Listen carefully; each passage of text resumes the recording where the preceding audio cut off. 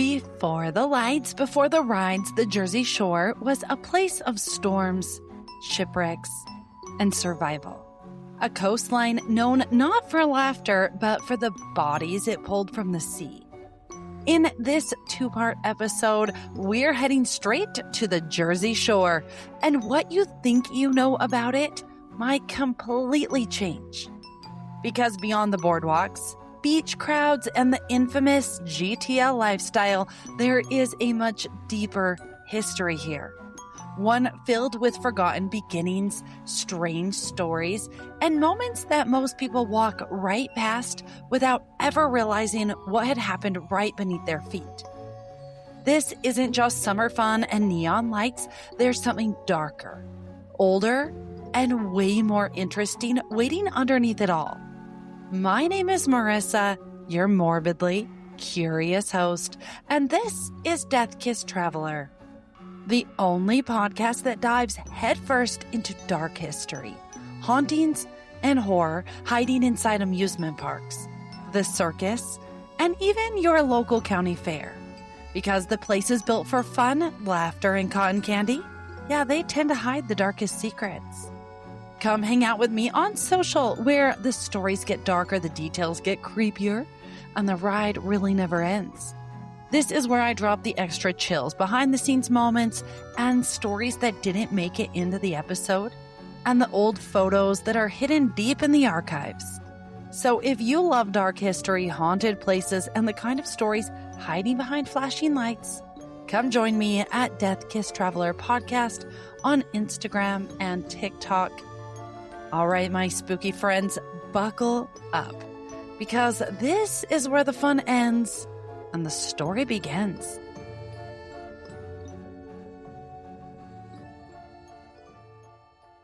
So this episode could have been hours and hours long. I'm not just talking about one amusement park or one ride, but the entire Jersey coastline. And I'm diving into the part of the Jersey Shore that isn't talked about, that's hidden in the old newspaper articles and archives. Long before roller coasters, before boardwalks and neon lights, and those beach crowds, the Jersey Shore was something entirely different.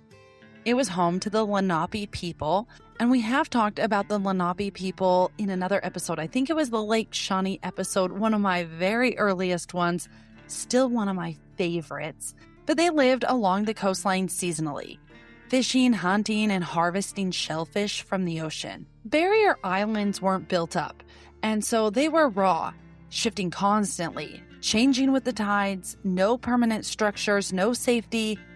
They just followed the ocean. And the ocean, well, it wasn't something you played in. It was something you respected. Powerful, unpredictable, sometimes deadly. The shore wasn't a destination, it was survival land. But as time went on and Europeans began settling along the coast, the tone of the Jersey Shore shifted, and it got darker. By the 1700s and into the early 1800s, this stretch of coastline earned a chilling nickname, the Graveyard of the Atlantic. The waters here were shallow and violent, filled with hidden sandbars that could tear ships apart without warning. Storms rolled in fast, and hundreds, thousands of vessels were lost just offshore. I never thought I would talk about shipwrecks on this podcast, but this part of history is pretty amazing and dark, because entire ships gone, crews lost to the sea, and there are some really wild stories that I have to tell you. In 1854, long before roller coasters, before those boardwalk lights, before the Jersey Shore became a place for fun, it was already a place of tragedy. That year, one of the deadliest maritime disasters in New Jersey history unfolded just off the coast near Barnegat Light. It was a passenger ship, the SS Poetan, and that ship was caught in a violent storm, and the ocean turned without warning. Waves crashed relentlessly against the vessel, winds howled through the darkness, and sometime in the night, the ship went down. No alarms reached the shore, no rescue came in time, because it happened in the dark, unseen. And by the time anyone realized what had happened, it was already over. An estimated 200 to 300 people were lost in that wreck. Men, women, and children, passengers who had no idea the journey would end just miles from land. And the days that followed, the ocean began to give them back. Bodies washed ashore along the coastline for days. A grim reminder of what had happened just beyond the horizon. No survivors, no warning. The Jersey coastline had no mercy. This wreck changed history. The Jersey Shore had earned a reputation. The ships didn't just pass this coastline, they feared it. Storms would roll in fast, and without warning, shallow sandbars lurked just beneath the surface. And when the ships ran aground, there was often no way out. Wreck after wreck, bodies washing ashore, entire crews lost within the sight of land.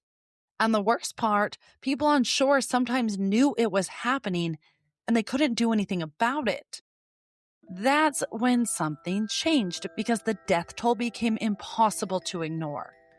In response, the government created something new, something designed specifically for this coastline, the United States Life-Saving Service. Not lifeguards, not coast guards, at least not yet. These were men trained to do one thing: go into the storm. They were called surfmen, and they were stationed in small buildings along the coast, life-saving stations, placed miles apart, watching the shoreline day and night. When a ship was spotted in distress, there was no hesitation. They launched small rescue boats directly into violent surf, or they used a device called the breeches buoy, firing a line from the shore to a ship, creating a rope system to pull survivors through the crashing waves, one by one. Picture that, standing on a freezing shoreline in the middle of a storm, trying to aim a line at a sinking ship in total darkness, while waves are tearing the ship apart. And still they went, because they knew what happened if they didn't. This stretch of coastline became known as the graveyard of the Atlantic for a reason, not just for the ships lost, but for the lives taken with them. And for the men of that life-saving service, failure wasn't an option. And I think this part of history is fascinating. It's buried history that we don't really talk about. We are not done with the shipwrecks just yet. So we'll have to come back to those, because along the coastline, something shifted. As cities like Philadelphia and New York City became crowded, loud, and choked with industry, people started looking for an escape. They wanted air, they wanted space, and they wanted to feel healthy again. And suddenly the Jersey Shore became that answer. It transformed into a place for sea bathing, where people genuinely believed the ocean could cure illness. And I believe that too. I feel 1,000 times better when I'm on vacation, sitting in the ocean. Coastal towns like Cape May began to rise, filled with elegant Victorian hotels, quiet beaches, and strict social rules. This wasn't chaos. There were no rides, no noise. Everything was calm, controlled, and almost too proper. Picture long dresses brushing in the sand, parasols shielding the sun, and a coastline that felt more like a retreat than a thrill. But that version of the shore, it wasn't going to last, because in the late 1800s, everything changed, and it changed fast. Two things rewrote the entire story of the Jersey Shore. The first one, the railroad. Suddenly, this wasn't just a destination for the wealthy. Trains brought in thousands of people. Day trippers, families, crowds looking for fun instead of quiet. And then came the second shift. In 1870, in Atlantic City, something simple was built: a wooden walkway. The Atlantic City Boardwalk. Originally, it was meant just to keep sand out of the hotel lobbies. But it accidentally created something much bigger. A place to walk, to gather, to be seen, to be entertained. And just like that, boardwalk culture was born. By the late 1800s, the Jersey Shore had completely transformed. What was once a raw coastline, quiet, a proper retreat, was now something else entirely. Bustling beach towns, crowded boardwalks, the sound of vendors calling out, games clinking, food stands filling the air with salt, sugar, and smoke. The energy had changed. You could feel it. But here's the thing, even with all that life, all that movement, something was still missing. No massive amusement rides, no towering wooden coasters, no flashing neon lighting up the night sky. Not yet, because that explosion, that moment when entertainment turns into full-blown spectacle, it's coming next. And with it, the chaos, the danger, and the stories no one ever expected to come from a place built for fun. So around the late 1800s, early 1900s, places like Atlantic City, they had that realization. And honestly, it changed everything. People didn't just want to sit politely on the beach anymore. They weren't trying to take in the sea air. They wanted fun. Like real fun. Like maybe question your life choices kind of fun. So what did they do? They built amusement piers. These were massive wooden structures stretching straight out over the ocean. Because apparently building rides on land wasn't exciting enough. No, let's put them right over the water. What could possibly go wrong? And these weren't small setups. Some of the earliest were already becoming iconic. Steel Pier opened in 1898, and it quickly turned into one of the most famous entertainment piers in the world. We're talking concerts, diving horses, which we'll talk about later, just chaos in the best way. Steeplechase Pier was known for its fast, wild rides that were basically the early 1900s version of hold my drink and watch this. And the early piers in Wildwood were starting smaller, but they grew fast. Like they knew this was about to turn into something huge because these weren't just rides anymore, they were destinations over the ocean, where the music was louder, the lights were brighter, and the line between fun and a little bit of danger, it started to blur. Before the massive coasters came in and stole the spotlight, the piers were basically a chaotic mix of everything. And that's kind of amazing. You had early roller coasters called scenic railways, which sounds relaxing until you realize they were throwing people around, like good luck up there. Carousels and mechanical rides, spinning, creaking, and probably held together with hope. There were shows and live entertainment, because nothing says beach day like a full-on performance in the middle of a boardwalk. Games, food stands, and sideshows, ring toss, fried everything, and prizes you definitely didn't need, but you had to win them. And then there was one attraction that people still talk about. Like, wait, was that real? And that is the diving horse at Steel Pier. Yes, a real diving horse. It would climb up a platform high above a pool and then dive off the edge with a rider on its back. Like, imagine standing there holding your popcorn, watching that happen and just thinking, yep, this feels totally normal. I will post pictures on social. The horse actually looks like it loves it. But this right here, this is the turning point. And the shore goes from that minimal chaos to absolute chaos. And suddenly it's loud, it's packed, sensory overload. You've got thousands of people crammed onto wooden piers, literally over the ocean. Lights are now flashing, music is blaring, vendors are yelling, and somewhere nearby is absolutely losing a game they swore they were going to win. It's not calm anymore, it's a full experience, and maybe a slightly overwhelming one.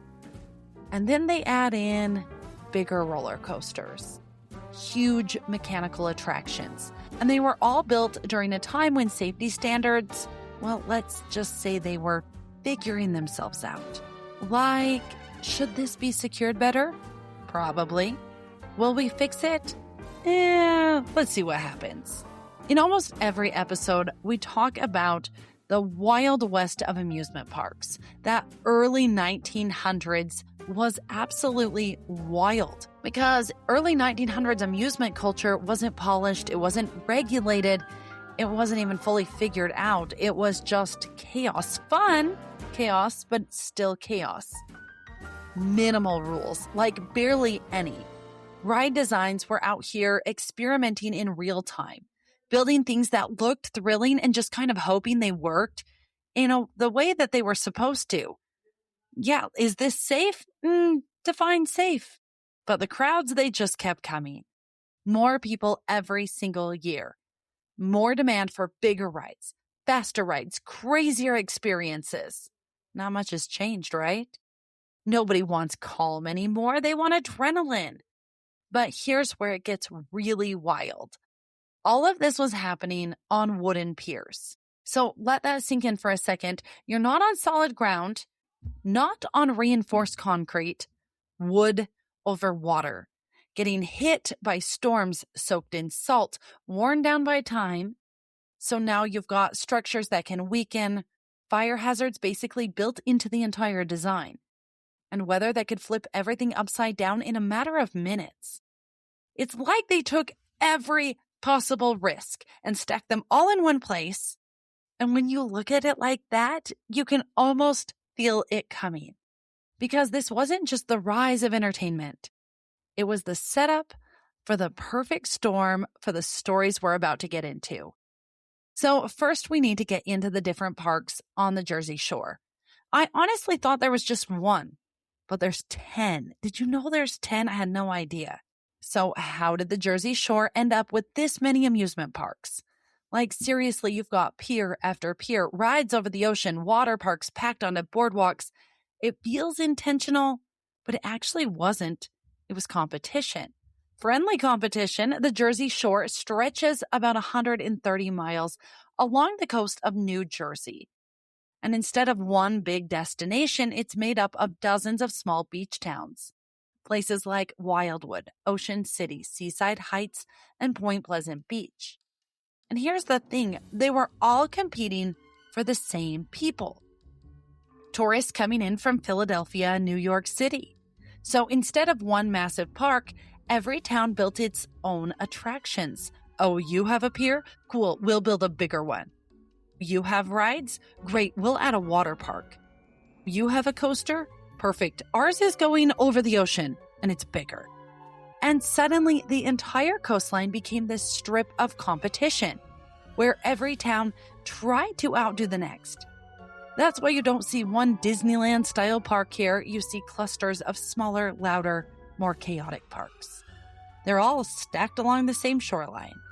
So let's walk down the shore because each stop has its own vibe. Morey's Piers, this is the heavyweight 3 separate amusement piers, 2 beachfront water parks, all sitting over the ocean. This is where the Jersey Shore goes full spectacle, huge coasters, neon lights, and rides hanging over the water. Then there's Playland's Castaway Cove. It's the classic boardwalk chaos in the best way. Packed with thrill rides, spinning attractions, add that energy where you're like, I probably shouldn't go on that again, but I'm going to. Jillian's Wonderland Pier. This one feels different, more nostalgic, more family-focused, but don't let that fool you. This place has been part of the shore's story for generations. OC Water Park, right on the boardwalk, because apparently the beach wasn't enough water and need a water park. I love it. There's slides and pools just steps away from the ocean. Casino Pier and Breakwater Beach Water Park. In this area, it's just loud, fast, and a little wild. This is the Jersey Shore people picture. Rides, crowds, energy, and yeah, a history of storms and damage that makes it more intense. Jenkinson's Boardwalk, it's a mix of everything, rides, games, and even an aquarium. Fantasy Island Amusement Park, it's old school charm. Smaller, classic, and feels like you're stepping back in time. Splash Zone Water Park, it's bright, colorful, and packed. Runaway Rapids Water Park, it's tied to one of the older amusement areas, and this one leans into that classic shore feel. You also have Thundering Surf Water Park, it's small but intense. And then just off the shore, you have places like Storybook Land, more inland but part of the family fun culture. And then you have way bigger parks like Six Flags Great Adventure nearby. And here's what makes the Jersey Shore different from anywhere else. Most of these parks, you don't even pay to get in. You just walk onto the boardwalk, The lights are right there, the rides are right there, the sounds, the smells, the chaos, and you step into it without even realizing it. And that accessibility, that constant flow of people, that mix of fun, competition, and risk, that's exactly what turned the Jersey Shore into one of the most unique and unpredictable amusement landscapes in the country. And this is Death Kiss Traveler, so we're leaving the magic behind and stepping into the darker side of all of those parks. So before those coasters, the most dangerous thing at the Jersey Shore was the ocean itself. Because while people were coming here for fun, for escape, for that healthy sea air, the ocean didn't change. It was still powerful, still unpredictable, unforgiving. People fell from piers, sometimes slipping, sometimes pushed by crowds, sometimes just one wrong step on wet wood. Waves would crash harder than expected, knocking people straight into the water below. And once you were in, that's where it got really dangerous. Strong currents, undertows, water that could pull you out faster than anyone on shore could react. And this is before modern lifeguard systems, before clear warning flags, before people really understood what they were dealing with. Rescues did happen, but they weren't organized in the way they are now. So in some summers, there weren't just a few incidents, there were dozens of drowning deaths reported along the coast. And the scariest part, that wasn't some rare tragedy. It was expected, almost like a risk people accepted just to be there. And the very thing that drew people to the shore was also the first thing that started taking them. I also want to add that sometimes these piers would collapse under the weight of these rides, and people and everyone on the platform would just be tossed into the ocean. Can you imagine wearing those Victorian-style dresses and trying to swim through rough water? And now, let's talk about some of the accidents. But these are not all of them, just some that are hidden in history. Our first is August 1912. Atlantic City is alive. The boardwalk is glowing with lights, music spilling out from the dance halls, laughter echoing over the ocean. Visitors are chasing the thrills, something new, because this right here was the golden age of early amusement rides. And one of the biggest attractions was that scenic railway. That sounds nice. But in 1912, it was a date with fate and no safety systems, no lap bars, no real brakes. None of that existed. These were rides built almost entirely from wood, long winding track rising above the boardwalk, and they relied on something simple: gravity. The cars would climb slowly to the top and then drop. And from there, you were at the mercy of the track. The cars themselves were basic, open bench-style seating, sometimes a simple bar, sometimes nothing at all. On certain versions of the scenic railway, there was even a brakeman riding along. A person manually controlling the speed by applying a handbrake during the ride, which means safety wasn't engineered, it was just managed. On one of those summer days in August, Miss Clara Jennings was 34 years old, and she boarded one of these cars at a popular pier attraction in Atlantic City. There's no record of hesitation, no indication she thought anything could go wrong, because to most people at the time, this was just fun.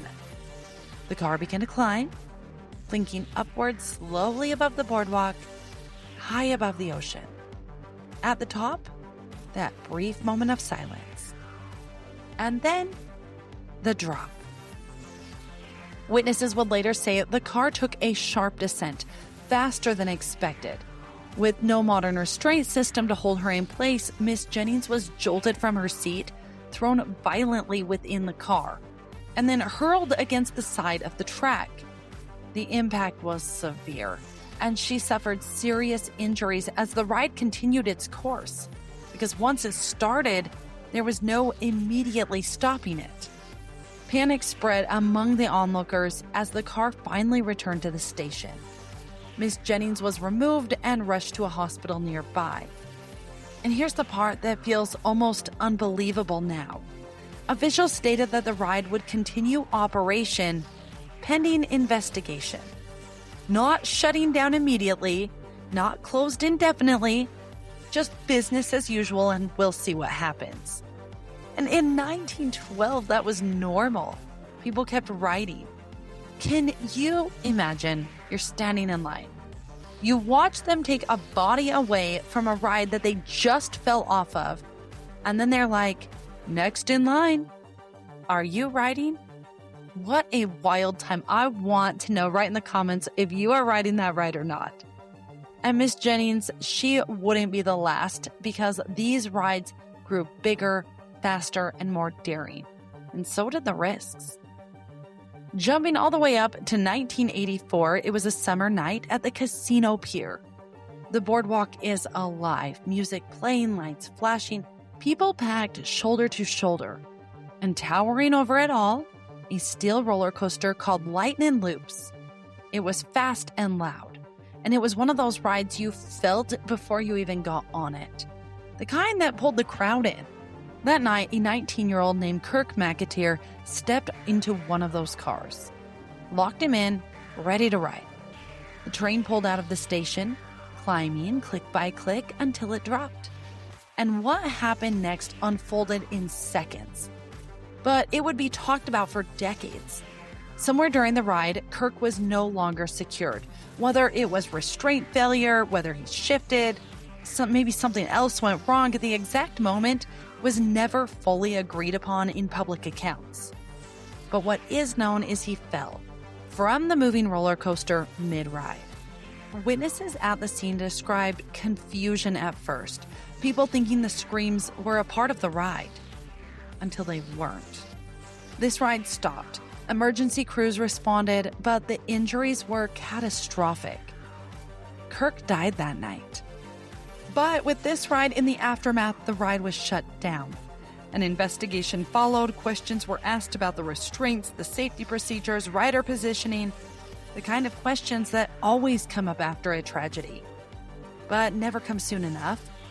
And eventually the Lightning Loops was removed from the pier, gone from the skyline, from the boardwalk, but not from memory. Because those who were there, it wasn't just an accident, it was a moment where everything shifted. And now fast forward us to 2011 on a school trip. A day that is supposed to be fun, laughter, friends, rides, the kind of memories you carry with you for years. And in 2011, a group of students arrived at Morey's Piers in Wildwood, New Jersey, one of the most iconic amusement destinations on the Jersey Shore. And among them was Abia Jones. She was just 11 years old. At some point during the visit, Abia boarded a Ferris wheel, alone. Now, Ferris wheels are different than most rides. They're not fast, aggressive. They're seen as safe, even calm. The gondola slowly lifted into the air, higher and higher above the boardwalk, above the lights, above the crowds. And then something went wrong.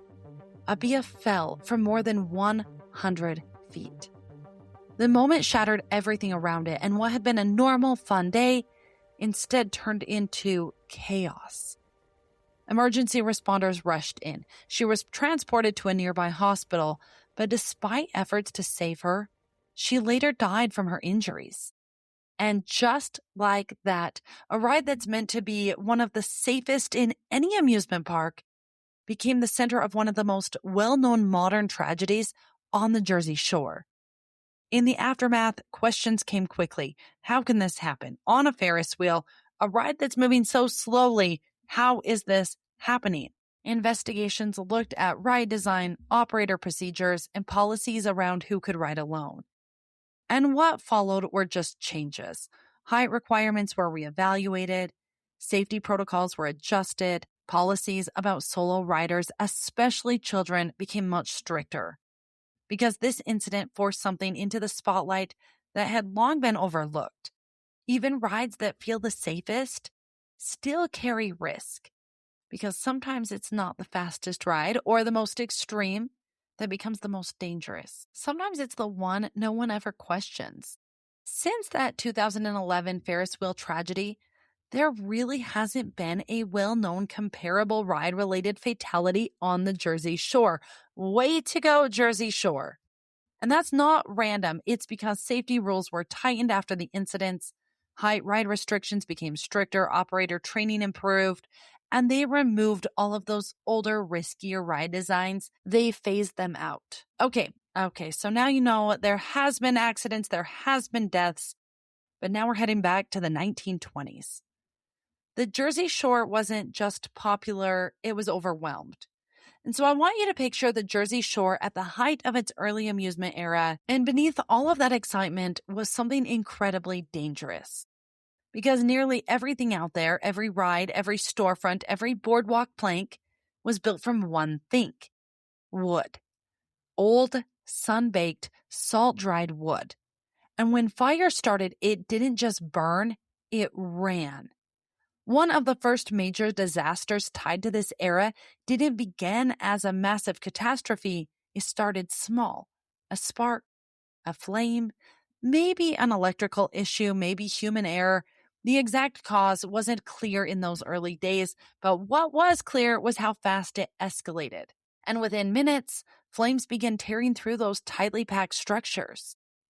And when the wind hit, those ocean winds fed the fire, pushing it forward, carrying the embers through the air, dropping them onto rooftops, into open windows, onto awnings. And suddenly it wasn't just one fire, it was everywhere. When these fires happened, entire sections of the piers were consumed. Shops, attractions, games gone in a matter of hours. And this wasn't just bad luck. This was the reality of early amusement construction. It was the perfect environment for a fire to ignite and then explode out of control. And one of the biggest fires was in the 1940s. Atlantic City had already become the crown jewel of the Jersey Shore at this point. Massive piers stretched into the Atlantic, ballrooms, theaters, amusements stacked tightly together over the water. And millions of visitors poured into that park alone every year. On September 12th, 1944, a fire broke out along the Atlantic City boardwalk. First, it didn't seem like anything out of the ordinary. Fires have happened before. Crews responded, people noticed the smoke. But then the flames found their fuel. Those dry wooden structures, decades old, ignited instantly. And the ocean winds, well, they turned a fire into a force. Within a short time, the blaze tore through multiple buildings along the boardwalk. Shops collapsed, roofs caved in, flames leapt from one structure to the next, faster than crowds could contain them. And this time, not everyone made it out. At least one person was killed in the fire, with dozens of others injured. And the scary part is these fires happened all the time. This one was one of the most famous fires, but there were others. And what's eerie about these early fires is, despite how fast they spread, mass casualties weren't always the result. People could run, they could escape. But the danger didn't end there, because just beyond the burning piers was the ocean. And that's where many never made it back. They jumped in to save themselves and then couldn't swim out. So what's worse, burning or drowning? The Jersey Shore survived fire, but that's only half the story, because the real threat was always the water. And it wasn't just one storm. It wasn't just one moment where the ocean rose up and destroyed the shoreline and then disappeared back into the dark. It kept happening, because for as long as people have built along the Jersey Shore, the ocean has come back to destroy it. And the destruction dates back into the early 1900s, 1903, and even before that. But we're going to talk about some of those major storms. 1944, the Great Atlantic Hurricane slammed into the coast. That storm surge tore through the Atlantic City. Boardwalks were ripped apart. Piers, once filled with music and crowds, were left broken and splintered, barely standing. Then again in 1960, Hurricane Donna brought flooding and destruction to the shoreline. Another reminder that rebuilding didn't mean safety. And just 2 years later, it got worse. The Ash Wednesday storm of 1962 didn't just hit once, it stayed for 3 days. For 3 days, the ocean surged again and again, wave after wave, flooding towns, tearing apart structures, wiping out entire sections of boardwalk. Homes collapsed, businesses disappeared, and the shoreline itself changed. Then again in 1985, Hurricane Gloria struck. And this one wasn't the worst, but enough to remind everyone this wasn't over. And then by 2012, the Jersey Shore felt different. It wasn't the fragile early coastline it once was. Boardwalks had been rebuilt, rides were stronger, safety was better, it felt controlled. But the ocean doesn't care about control. And then in 2012, Hurricane Sandy slammed into the East Coast. And along the Jersey Shore, it didn't just hit, it overpowered. Storm surge flooded entire towns. Water rushed over boardwalks that had stood for generations. Piers once packed with rides, lights, and crowds were now ripped apart. And then there's that image, a roller coaster still standing, but no longer on land. The Jetstar roller coaster sat in the ocean, twisted, silent, surrounded by waves. A ride built for thrill, now abandoned to the sea. I'm going to post that picture online. It is incredible. But beyond the images, there were lives lost. Hurricane Sandy claimed over 150 lives in the United States, including more than 30 people in New Jersey alone. Some were caught in the floodwaters, trapped in their homes. Others simply didn't make it out in time. And in a single storm, everything changed. The boardwalks that had survived decades of fire, that seen accidents, crowds, history, they were gone or broken or underwater. And for a moment, the Jersey Shore went quiet. Fire may have tested the Jersey Shore, but the ocean reminds everyone it doesn't just destroy rides, it takes lives. Crowds leave when the lights begin to shut off and the music fades into the sound of the ocean. The Jersey Shore becomes something else.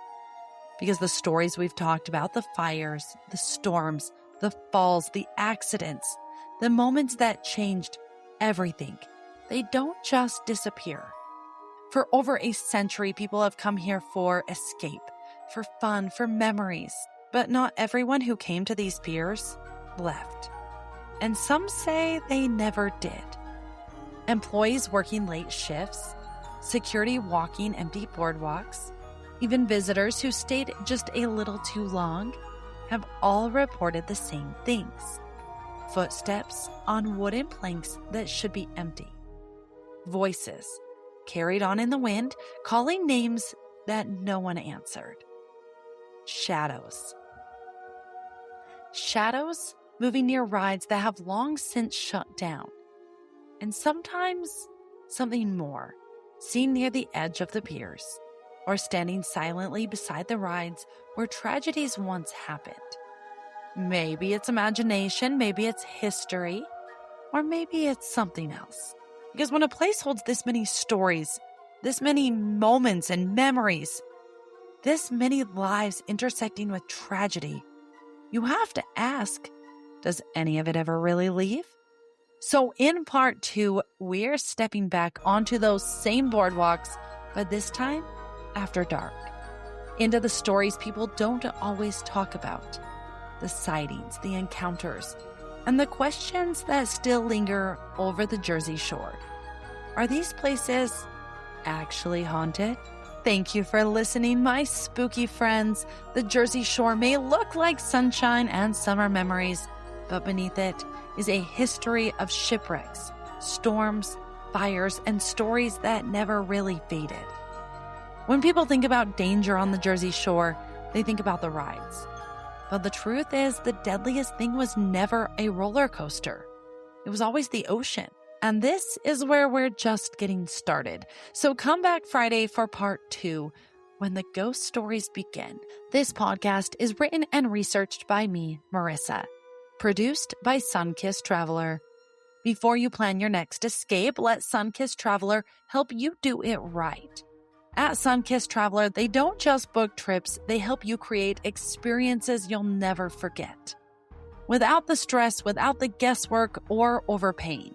Whether it's theme parks, cruises, or your dream beach getaway to the Jersey Shore, they've got you covered. So while you're chasing thrills and spooky stories, let Sun-Kissed Traveler handle the rest. See show notes for details or visit sun-kissedtraveler.com. And my friends, I have a podcast that you should check out. And I will see you next Friday. Hey, he's Ken. And she's Em. And together we're the hosts of Do You Dare? So, Do You Dare is our podcast where we discuss all things true crime, all things paranormal, and all things history, mystery, and beyond. Plus, don't forget the aliens. Oh, that's silly of me. How could I forget those? We're just two British siblings with mics, hoping to bring some spooky, some twisted, and some downright sinister to your ears. If you like what you're listening to right now, type in Do You Dare into wherever you get your podcasts and join us as we delve into all things dark and spine-tingling with our customary British flair. Come join the dark side. If you dare.